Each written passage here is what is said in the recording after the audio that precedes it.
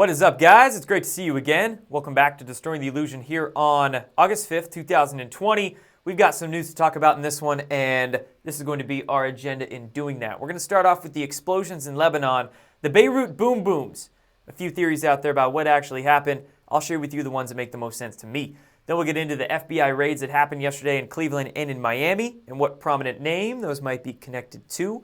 We'll touch on Joe Biden's miserable failings that somehow keep continuing. And I'll also share with you a really interesting take from an Anon that I think was posted on 4chan. But anyway, they were speculating as to the real reason behind the deep state's push for mail-in voting and what's going on with the election. So I'll share that speculation with you. Then we'll get into Donald Trump calling into Lou Dobbs' show last night on Fox News for an interview.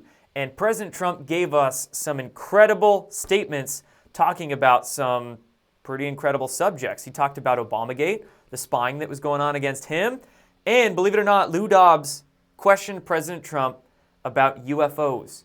Towards the end of the interview, brought it up to him, and again, we have some amazing quotes from him when we really parse his words. So I'll share those clips with you. And then lastly, we'll get into the latest mainstream media attack articles, hit pieces written against QAnon. It's sort of the same narratives from the same usual suspects, Vice, New York Times, shit media like that.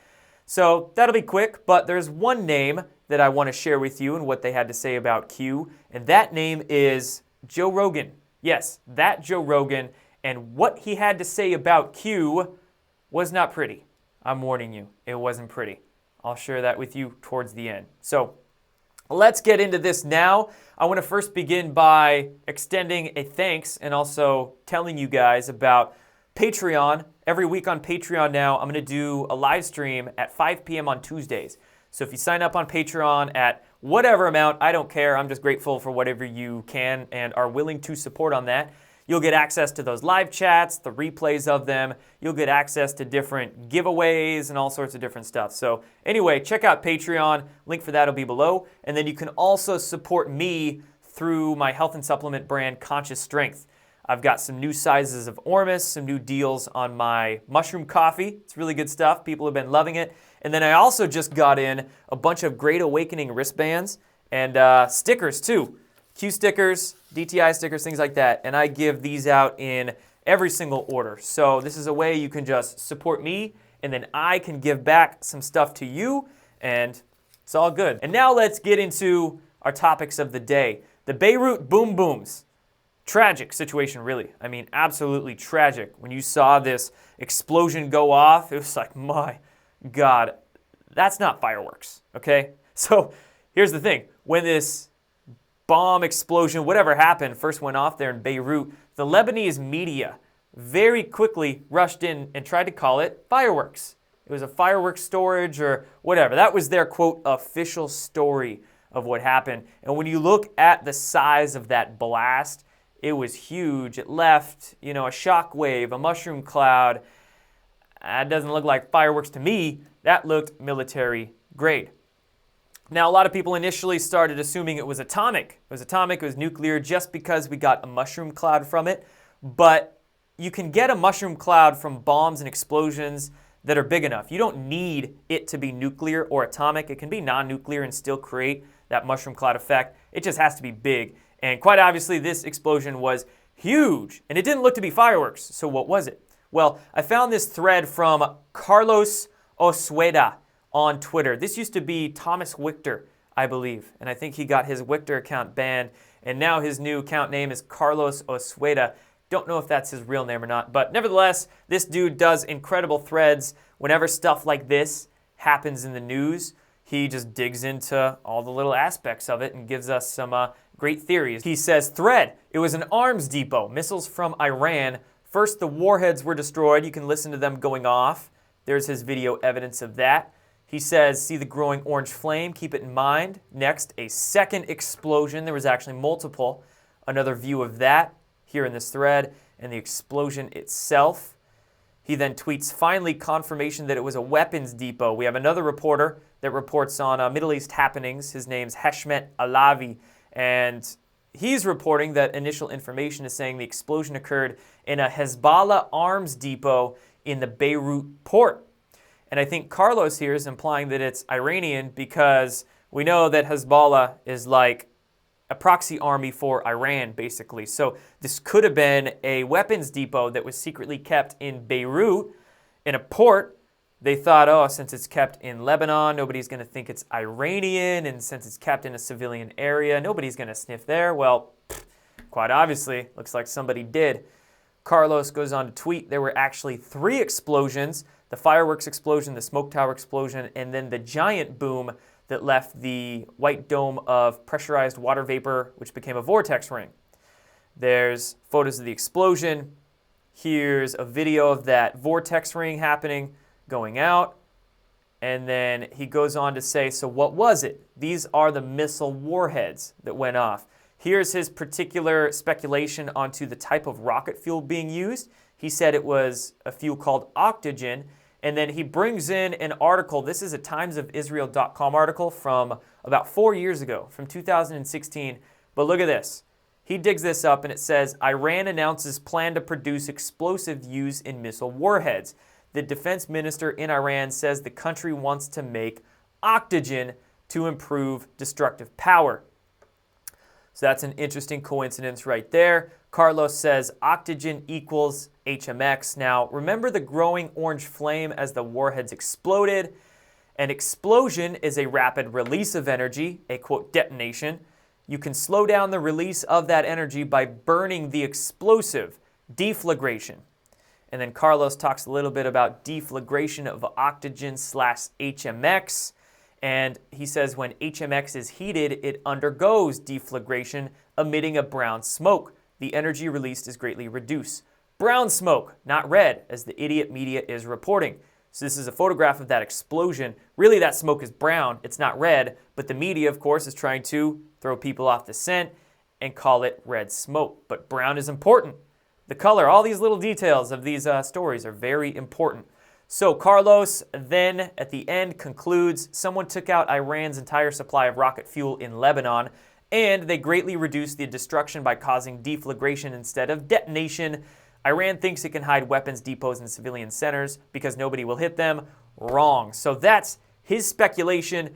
Don't know if we can say someone took out the entire supply of rocket fuel of Iran's in Lebanon, or whose motive it is, or whatever the case, but nevertheless, this is a really interesting thread. I think it's kind of on the money. I do think that it was probably a secret weapons store that was hit there in Lebanon. We do know how close Lebanon and Iran keep their ties, so to say that maybe it was a secret Iranian store, or like a Hezbollah store that Iran secretly funneled them, I think it's very possible. And then yesterday, I saw how the Iranian government was very, very quick to come out and offer public support for Lebanon. The foreign minister here tweeted that Iran is fully prepared to render assistance in any way necessary. Stay strong, Lebanon. And I just thought that was really intriguing. You know, if we're going to go with that particular thread of assuming that it was secret Iranian Hezbollah arms stores, well, then it makes sense that Iran's going to come out really quickly to try to say, yes, we will support you by trying to, brush it under the rug. Our friends over there in Lebanon that keep our weapons stores secret for us in their ports, so could be possible. Now, all right, who done it then? This leads us into the next step of the conversation. If it was a secret weapons store held by Iran or Hezbollah or whoever, who done it? Who made this thing explode? Could it have been Israel? So in recent days, Israel has been jawing at Hezbollah quite a bit, actually. A lot of tension going on there. So could it have been some covert mission by Israel to take out some secret Hezbollah Iranian missile stores? Again, I think that's a logical possibility in this instance. But again, I'm not saying I know the facts of the matter. I'm just guesstimating here for you guys. So just crazy stuff going on over there in the Middle East. And just before me recording this here, there's some other weird things going on in the Middle East that I found. More explosions, fires, things burning up just today. Here's multiple warehouses on fire in Iraq and all across Iraq. I think there's a few warehouses actually. And then this instance in the United Arab Emirates. A day after the explosion there in Lebanon, reports of a major fire are now coming to light from the United Arab Emirates, and they're saying it's happening at a huge fruit and vegetable market. Never seen fruit and vegetables that flammable, but that is an absolutely massive fire. So how coincidental is all of this? That yesterday we had a massive, tragic, awful explosion in Beirut, and today we have fires all across Iraq and warehouses, fires in the United Arab Emirates. I mean, there has to be some retaliation going on. This is all way too coincidental, and the timing of it all as well. I mean, gotta be something more to all of this. Retaliations, secret covert wars, I don't know, who knows, right? People trying to make distractions. Nevertheless, stay safe out there, everybody in the Middle East. So now let's move on into our next story, the FBI agents raiding Cleveland offices at the building connected to an Ukrainian oligarch. Yes, so those raids that happened both in Cleveland and in Miami offices yesterday were tied to a Ukrainian oligarch. His name is Igor Kolomoisky, if I'm getting that right. Igor Kolomoisky. Anyway, this guy's been accused of laundering hundreds of millions of dollars into the U.S., and Igor is the founder of a group or a corporation called Private Bank. I'm going to move now onto another Twitter thread, this one by The Sharp Edge. Shout out to The Sharp Edge. They put out a good Twitter thread yesterday just connecting a few dots with this story. And here's some information on that Private Bank group that Igor was the founder of. Wow. Remember these audio leakings with Joe Biden's phone call of the former president of Ukraine? The phone calls from 4 years ago, around 2016, right before the election, right before they thought she was going to win. Well, there was that play-to-play going on, of course, and the audio of Biden pressuring Poroshenko to fire that Ukrainian prosecutor that was looking into Joe Biden's son, Hunter Biden. And Biden was trying to pressure the nationalization of Private Bank, where that $1.8 billion in U.S. aid was sent and disappeared. Disappeared, right? So, let's backtrack for a sec. These particular offices that were raided yesterday in Cleveland and in Miami, they are connected to a Ukrainian oligarch who is connected to the illegal pay-to-play schemes of Joe Biden. Boom, mofo. If you think nothing's happening, you're not looking right in front of your eyes. This stuff is absolutely happening right there, and mainstream media doesn't want to say much about it. They definitely don't want to make the extra step and connect these Joe Biden details to it, do they? And of course, they're looking for all the distractions they can right now. So that's why I'm looking at these huge explosions going on worldwide, and I'm like, man, we're getting down to like the final minute, folks. So that's that. Now let's go into Joe Biden's just other weird stuff going on with him. I mean, Joe Biden's saying he's not going to go to Milwaukee for the Democratic National Convention, so he's not going to go in person to accept the presidential nominee. He's saying that he's going to do it digitally. So whatever. You know, I'm still thinking that maybe they're going to try some massive bait and switch with that Democratic presidential nominee in the last 3 months before the elections here. Maybe they'll try to slide in some VP candidate and make him the presidential candidate, or throw out Joe because he's just too crazy and saying too many dumb things and slide in somebody else. I don't know. We'll see. Although his wife is saying that he's still going to be doing those debates, so we'll see if that even happens or not. Although he obviously can't handle it. He's still snapping at people. Just today, Biden snaps at a question on his cognitive tests. Somebody was interviewing him and actually asked him if he's ever had a cognitive test or taken one, and he gets pissed. He gets like senile pissed. Please clarify specifically, have you taken a cognitive test? No, I haven't taken a test. Why the hell would I take a test? Come on, man. That's like saying before you got in this program, if you take a test where you're taking cocaine or not, what do you think, huh? And this was not good. Not good at all. So like I said, we'll see if he even holds the next 90 days or if the deep state slips another puppet in there to try to overtake Trump. I don't know, but we're getting down to the wire, folks. So now let's get into President Trump on Lou Dobbs' show. So we'll start first with the Obamagate subject. Breaking news tonight, President Trump telling us just moments ago on this broadcast what he is hearing about the Justice Department investigation of Obamagate. We caught them spying. Now it's up to our Attorney General. As you know, I've wanted them to do it. I didn't want to get overly involved. Maybe I should, maybe I shouldn't. But I do hear it's breathtaking what they found. That's all I can say, breathtaking. And hopefully it'll come out soon. So first of all, let's listen to his statements. President Trump said, boom, we caught them spying. How did he say that? He said it in a confirmation tone. He said that assuredly. Has the president ever said anything that's wrong? Aside from what the mainstream media says, of course, they say everything he says is wrong. But when you look at it objectively, has the president ever said anything that's not true? No.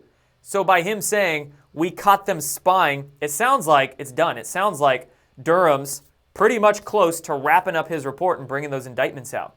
President Trump said, we caught them spying. Now it's up to the Attorney General. This shows you why they've been attacking Attorney General Barr so much in the recent weeks and months, is because he's pivotal in this FISA-gate, Obama-gate, Spy-gate, whatever you want to call it, all of this coming to public light right now.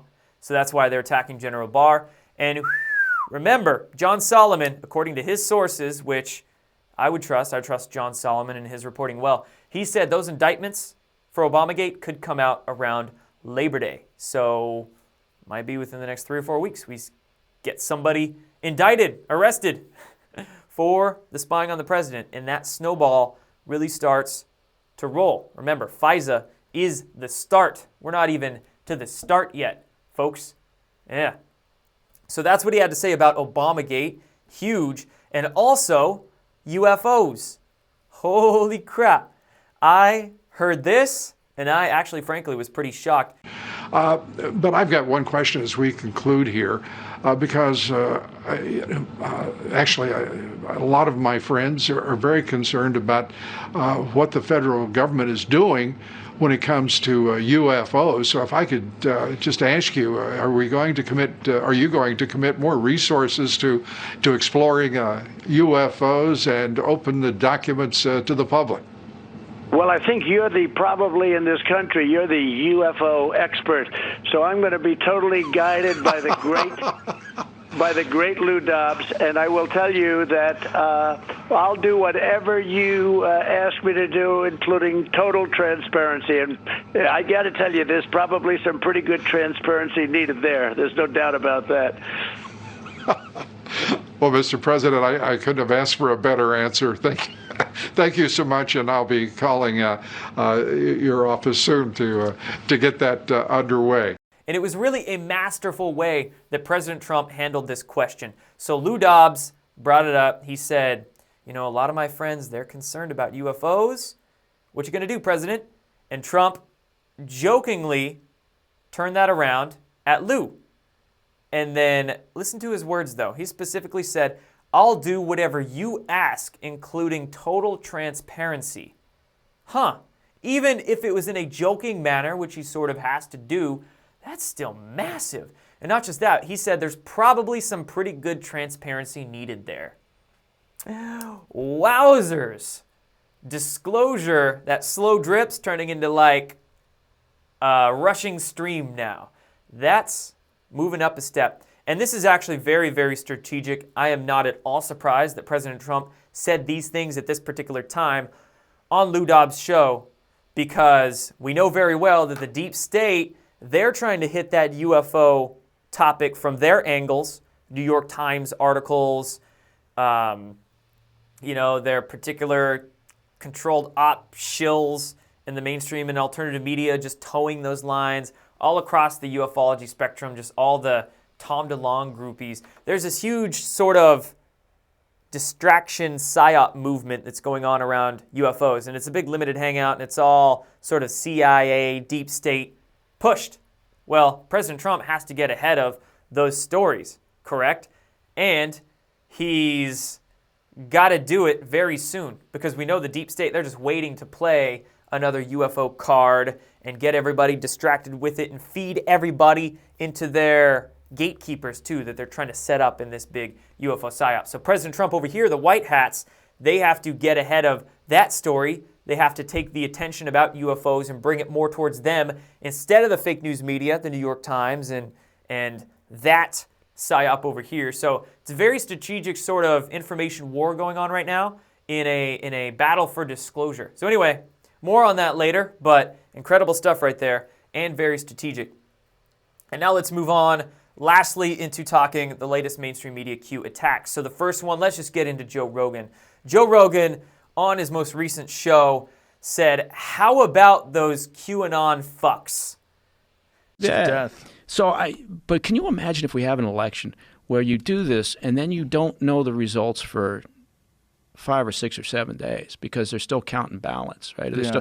And oh my God. Can you imagine what that reporting is going to be like? And Oh all the my paranoia God. on both Oh my sides, God. the right and the left, going up, exactly what, the whole thing is, How about that these period QAnon of time could be fucks? fucking crazy. These really crazy. Oh, God. Yeah. Right wing, the really nutty conspiracy folks. How are they going to handle that? Yeah. Well, that's it. And you got. That was his quote. He was talking about the election with this guy. I don't know who he is, but he was talking about the election with this guy and just discussing like all the crazy people that Joe Rogan thinks is out there, and then he tried to lump QAnon people as being in that crazy category, and that's what he said. That's what he called QAnon followers out there, those QAnon fucks. That's Joe Rogan for you, folks. He is like the epitome of diet woke. Really, it might even be worse than that. He might be just controlled opposition. I mean, he's moving to, Austin, Texas soon? He's going to be real close to Mossad, InfoWars, Alex Jones there, right? Wonder how good of friends they are. And then you're talking about, say, UFOs. For instance, Joe Rogan likes to talk about UFOs, but he only likes to talk about UFOs with, all the deep state CIA shills. Tom DeLonge and, Stephen Greer on his show, and then Bob Lazar, Jeremy Corbell, George Knapp. It's like everybody who's either a massive, useful idiot or probably controlled opposition only gets to go on Joe Rogan's show. So, that's actually not surprising to me that he would say that. But, man, that's a bummer. I wonder what Eddie Bravo thinks about that, right? Because QAnon has been brought up on Joe Rogan's podcast before, but it was brought up by Eddie Bravo. And Eddie Bravo seems like a good dude, even though he's a flat earther. That's weird stuff. But seems like a good dude, brings up Q in a positive light. Joe Rogan, though, at least to my knowledge, never before this has mentioned or uttered the words Q. Now he does, and he's like calling us all crazy. You suck, Joe. Toeing the line. I call him Toe Rogan because he toes the line. Then we got our New York Times hit piece, how QAnon creates a dangerous alternate reality. They actually interviewed a video game designer. That's how desperate they are, I guess, for QAnon hit pieces these days. They're interviewing anyone they can about any angle they can to attack it with. Game designer says the conspiracy theory parallels the immersive world of alternate reality games. I literally have no idea what they're trying to write with that one. How about Vice? Trying to call us terrorists. Terrorism experts say QAnon conspiracy theory a threat to national security. So every single time I see the mainstream media try to talk about the FBI labeling the QAnon conspiracy theory a bunch of extremists or something like that, right? They always try to refer back to a FBI memo that they say was released last year that called QAnon people domestic terrorists. Well, if you look back to that memo, you'll come to see that it was written out of the Phoenix FBI field office, and the individual who was in charge of that field office at the FBI when that memo was written, he was actually reassigned. He was moved from his post the day after that memo was written, and he was a former CIA counter-intel guy. So, oh great, how am I really going to trust that FBI memo? Could have been a whole psyop from the beginning, and then Yahoo leaks it, and now we've had, 1,000 mainstream media articles written, all saying that the FBI says QAnon people are crazy conspiracy theorists, domestic terrorists, when really from the beginning, looks like that whole memo thing was a fake and a fraud to begin with. And now they have another memo, or another report from a terrorism combating center saying that the group is violent and dangerous. Like seriously, that is such a joke. If you just know anybody that follows Q or talks about it. I mean, seriously, where is the violence? Where is it? The only violence in the QAnon community is the violence that they have to plant there. They have to find their crazies, get them into Q, infiltrate them into the Q movement, and then make them do something crazy, and then they can just run a story on the people they planted in there, right? That's the only violence you find. That's the only extremism you find, is the stuff that was planted there. It's true. Let's see next. The Federalist. This one's kind of a bummer because the Federalist is like usually a good paper. But in this case, totally dropped the ball. This writer here is just, again, doesn't know that much about this subject that he probably thinks he knows a whole lot about. Who knows? But they're equating QAnon to being a cult. A cult. I've never encountered a cult that doesn't have meetings. I mean, how do you leave the cult? How do you join the cult? Do we have any ex-QAnon cult members? And when have you ever found a cult that promotes free thinking and sovereignty and individuality and freedom? Yeah, I don't know. I don't know, man. Now, mind you, there's some people that are very passionate about QAnon and whatnot, and they can have some sort of cult-like thinking, but that's just them. That's not Q. That's not the Q movement. That's just them. So a lot of people see what certain individuals do, and then they do the whole logical fallacy thing and try to generalize or blanket statement the whole movement or the whole community based on what like one or two people are doing. So, I don't know.